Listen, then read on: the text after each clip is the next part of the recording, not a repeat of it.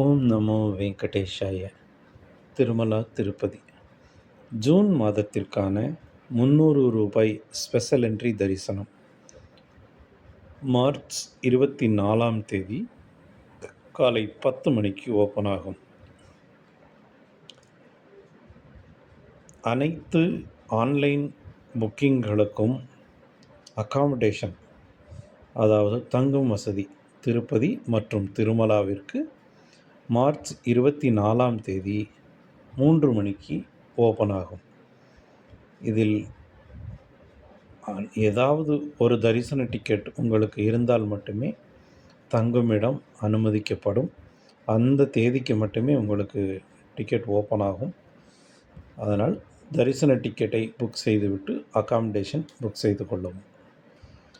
ஓம் நமோ வெங்கடேஷாய.